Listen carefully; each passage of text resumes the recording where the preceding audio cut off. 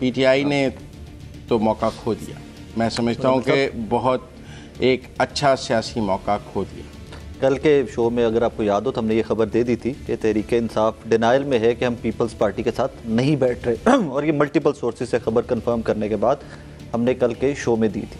अब ऑब्वियसली जिस तरह आप कह रहे थे कि ये तो पॉसिबल नहीं था कि तहरीक-ए-इंसाफ भी पीपल्स पार्टी के साथ नहीं बैठ रही तो पीपल्स पार्टी भी पीएमएलएन के साथ ना बैठे। गवर्नमेंट तो बनानी थी और गवर्नमेंट इन 3 जमातों के दरमियान ही घूम रही थी कि 2 इकट्ठे बैठेंगे तो गवर्नमेंट बनेगी। अगर पीटीआई डिनाइल में चली जाती है, वो साइड पर हो जाती है, तो फिर अगली ऑप्शन थी पीपल्स पार्टी और पीएमएलएन की। अब यहाँ पर मुजम्मिल साहब सवाल ये पैदा होता है कि पीपल्स पार्टी ने कह दिया जी हम वजारतें नहीं लेंगे, लेकिन सदर के उम्मीदवार आसिफ अली जरदारी साहब होंगे, फिर कल को स्पीकरशिप भी आएगी, चेयरमैन सेनेट भी आएगा। सवाल मेरा यहाँ पर यह है कि एक तरफ तो चले हम कहते हैं कि जी जो गवर्नमेंट बनेगी पीपल्स पार्टी की और पीएमएलएन की, उसका वेटेज या उसका वजन पिछली 16 महीने की परफॉर्मेंस थी एंड ऑल दैट, उसमें सबको वेटेज मिला, उसका सबको उसकी हिट आई, पीपल्स पार्टी को भी आई, पीएमएलएन को भी आई। तो यहाँ पर सवाल अब ये पैदा होता है कि पीएमएलएन लेड गवर्नमेंट जिसमें वोट पीपल्स पार्टी करेगी, तो उसमें कल को वजन सिर्फ पीएमएलएन उठाएगी या पीपल्स पार्टी भी साथ उठाएगी? अगर तो सदारत ना ली जाती। अब बड़ा मसला है तेरे साथ शो करने ओके कि तू टॉपिक पे बात नहीं करता। ओके मतलब मैंने आपसे पूछा क्या पीटीआई ने मौका खो दिया? मैंने पहले तो मतलब आप मेरी बात समझे जी, ठीक है। मतलब अब आपने कहा कि हिट कौन उठाएगा। देखो हिट तब होती जो इक़्तिदार रिपीट ना होता। आप मेरी बात सुन, अगर आप दोबारा इक़्तिदार में आ गए हैं तो देयर इज़ नो हिट, क्योंकि सियासी जमातें सियासत जो है वो इक़्तिदार में आने के लिए करती हैं, इनकलाब लाने के लिए तो नहीं करती। ठीक है, इनकलाब लाने के लिए आप सियासत करें तो फिर आप इंतखाब नहीं लड़ते, आप इनकलाब की जद्दोजहद करें। आप वो कहते हैं हुकूमत नहीं निज़ाम बदलो। वो जो डॉक्टर साहब नहीं आए थे कनाडा से, वो निज़ाम बदलने, जो वापस कनाडा बैठे हैं आजकल, तो उन्होंने सियासत भी छोड़ दी है, तो ठीक है ना जी। तो वो इनकलाब, तो अगर तो कोई इनकलाब लाने वाली बात है तो और बात है। अगर आप ये देखें कि अगर सियासी जमातों ने अपने आप को इक़्तिदार में रिपीट कर लिया है, ठीक है, तो वंडरफुल है, फेयर है ना। लेकिन आप मेरी बात मुकम्मल कर लें फिर आप कहते हैं बड़ी हिट पड़ी, वो एब्सोल्यूट मेजॉरिटी पंजाब में उनके पास है। ताकतवर तरीन वज़ीर आला वो पंजाब में लेके आ रहे हैं। सिंध में एब्सोल्यूट मेजॉरिटी उनके पास है, ना ताकतवर तरीन वज़ीर आला लेके आ रहे हैं। बलूचिस्तान में नून और पीपल्स पार्टी और जेयूआई 3 ही बड़ी पीडीएम की पार्टियां थी, तीनों बड़ी पार्टियां बन के बलूचिस्तान में उतरी हैं, 10-10, 11-11 सीटें लेकर, जिनकी 1-1, 2-2 सीटें भी नहीं थी। Tremendous performance in Balochistan, tremendous performance in Sindh, tremendous performance in Punjab. मरकज में हुकूमत बनाने जा रहे हैं, हिट कहाँ है? पीपल्स पार्टी फिर क्यों शरीके इक़्तिदार नहीं हो रही है? पीपल्स पार्टी फिर शरीके इक़्तिदार क्यों नहीं हो रही?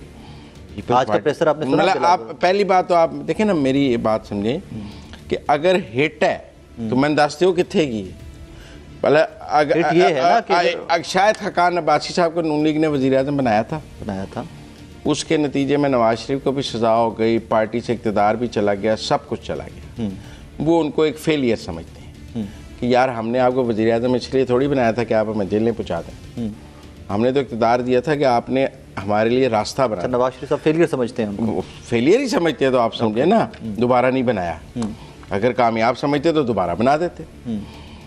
तो अगर शहबाज शरीफ को वज़ीर-ए-आज़म बनाया, सारी आपकी गुफ्तगू हिट पड़ गई, ये वो इक़्तिदार तो फिर दलील में पड़ा है। मेरा सवाल फिर वही मुजम्मिल साहब, पीपल्स पार्टी फिर शरीके इक़्तिदार क्यों नहीं हो रही, क्यों नहीं वज़ारत? यस, बिलावल की तकरीरें, इमेच्योर पॉलिटिक्स। अल्लाह आपका भला करे। आप मेरी बात सुनिए, ही कुडंट फोरसी कि ये भी हो सकता है ये गेम। देखें जरदारी साहब ने क्या इंटरव्यू दिए कि हमने कल दोबारा चलना है, ऐसी गुफ्तगू नहीं करनी चाहिए। उन्होंने की कहीं ऐसी गुफ्तगू, लेकिन उन्होंने साथ ये भी कहा कि मुश्किल है पीएमएलएन के साथ दोबारा चलना, ये उन्होंने कहा। वो तो बिलावल की टोन के बाद।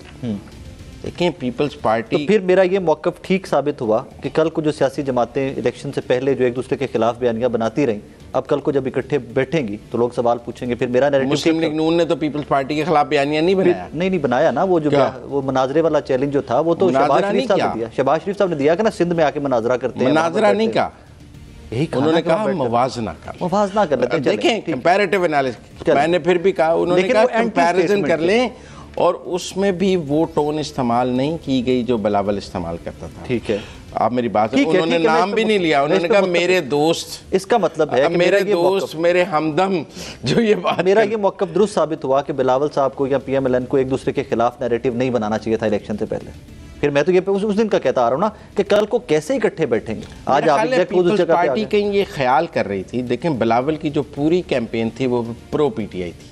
ओके, आप ये बात मानते हैं? कई साइड लेते रहे, वो साइड लेते रहे time to time. Pro PTI थी, जिस हद तक वो इमरान खान की और PTI की साइड ले सकते थे उन्होंने ली। कल को हो सकता है इनका वोटर हमारी तरफ आ जाए, उसका वोटर आ जाए।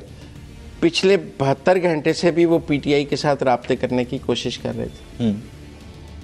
पॉलिसी तो बिलावल की फेल हो गई, वो अंडरस्टैंड ही नहीं कर सके कि वो जो डोर नॉक कर रहे हैं वो नहीं खुलना। इसका मतलब है कि कल को सदारत मिलेगी या नहीं मिलेगी? किस चीज़ नहीं, पीपल्स पार्टी को मिलेगी, लेकिन होगा कौन ये एक अलग बात है। जरदारी साहब नहीं होंगे? मतलब यहाँ पर सवाल है ना एक कि अगर नवाज शरीफ साहब गेम से माइनस हो गए, फोटो से माइनस है ना दिस टाइम, वो वजारत उज़्मा के उम्मीदवार तो नहीं है, अब तो नज़र आ रहा है कि शहबाज शरीफ साहब होंगे, तो क्या कल को सदर साहब जरदारी साहब होंगे? अगर खुर्शीद शाह ये बयान दे सकते हैं कि नवाज शरीफ वज़ीर आज़म ना हो, हम शहबाज शरीफ या सरदार या सादिक को वज़ीर आज़म मानेंगे, हाँ। तो कल को मुस्लिम लीग के ख्वाजा आसिफ और एहसन इकबाल ये बयान नहीं दे सकेंगे कि हम सदर के लिए आसिफ जरदारी को नहीं मानेंगे, खुर्शीद शाह को बना लें, कायम अली शाह को बना लें, लेकिन आप मेरी बात समझे, फरियाल तालपुर को बना लें। असर क्या होगा वो सवाल है ना कि उसका फिर असर उस स्टेटमेंट का क्या होगा? उनकी स्टेटमेंट के ऊपर जरदारी साहब तो माइनस नहीं होंगे? हो जाएंगे, वोट तो नूर के पास हो जाएंगे। क्या पीपल्स पार्टी के पास अकेले वोट हैं सदर बनाने के लिए? नहीं। जैसे क्या PMLN के पास अकेली के पास वोट हैं गवर्नमेंट चलाने के लिए? आज वो नवाज शरीफ को वज़ीर आज़म बना रही हैं? नहीं, आई थिंक अभी तक तो बैकआउट कर गए वो। क्यों? तो मरियम बीबी को पंजाब में लेके आना, और पीपल्स पार्टी का एतराज़ भी था नवाज शरीफ पे। मेन फोकस तो मरियम बीबी थी ना कि पंजाब में। एक दफ़ा हुकूमत बन, देखिए मैं आपको एक बात बताऊं, सियासत में कुछ उधार नहीं होता, ये 9 नकद 13 उधार होता है। ओके, जो बिलावल साहब ने सौदा डाला उसका मज़ा वो आज ये उठा रहे हैं कि वो इक़्तिदार से बाहर है मरकज़ की, वो आज दोबारा फॉरेन मिनिस्टर हो सकते थे। ये 5 साल के लिए वो पाकिस्तान के दोबारा फॉरेन मिनिस्टर हो सकते थे, 5 साल के लिए।